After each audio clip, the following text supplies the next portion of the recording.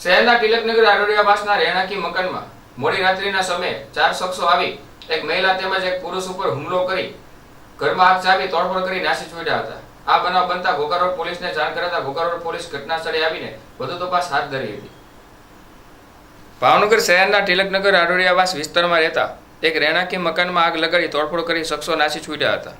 મળતી માહિતી મુજબ શહેરના તિલકનગર વિસ્તારમાં રહેતા સુનિતાબેન દિનેશભાઈ પરમાની દીકરી ભૂમિકાબેન અશ્વિનભાઈ રાઠોડ પરિવાર સાથે રથયાત્રા જોવા ગયા હતા। તે દરમિયાન નિમેશભાઈ રાઠોડ, ભરતભાઈ રાઠોડ, શુભમભાઈ રાઠોડ અને દેવેન્દ્રભાઈ રાઠોડ સુનિતાબેનના ઘરે ઘૂસી જઈ ઘરમાં તોડફોડ કરી ઘરમાં રાખેલ ગોદરા સળગાવી જઈને એક મહિલા સહિત બેને લોખંડના પાઇપ મારી નાસી છૂટ્યા હતા। આ બનાવ બનતા ઘોઘા રોડ પોલીસને જાણ કરતા પોલીસ ઘટના સ્થળે આવી વધુ તપાસ હાથ ધરી હતી।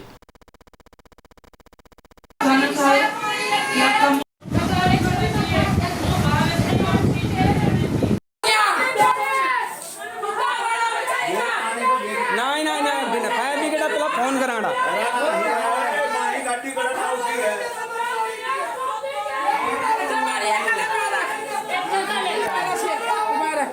तोड़ फोड़ करो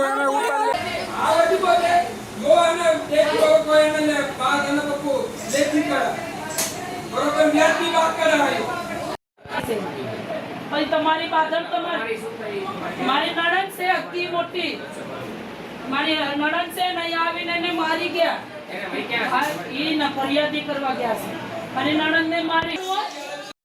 મારું નામ સુનિતા દિનેશ પરમાર છે।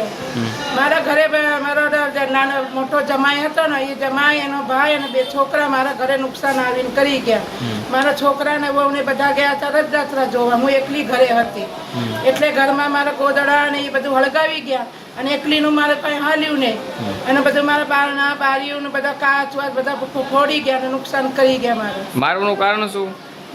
મને ઘા કર્યો। મારું માથાકૂટ શું લેવા થઈ? એ છોડી રથયાત્રા જોવા ગઈ ને મારી એટલે એના પર બાધન થઈ હતી। મારી છોડી રથયાત્રા છોકરાને લઈને જોવા ગઈ ને આવીને બેઠી હતી તો કહે તે આને તો કોઈ એને પોતાનું ઘર જ નથી સમજ્યો, અહીંયા ને અહીંયા ખોદી રહેશે એ કે તો એમાં માથાકૂટ થઈ। અમારે તો કાંઈ લેવો દેવો નહીં, અમે ઘરે બેઠા હતા, અમે 2 માં દીકરી બેઠા હતા એટલે મારે છોડીને બહુ મારી અહીંયા અને મારા ઘરમાં બધું નુકસાન કરી ગયા। એ ક્યાં રહે છે? એ પાછળ રહેશે, તિલકનગર છે। ઓકે।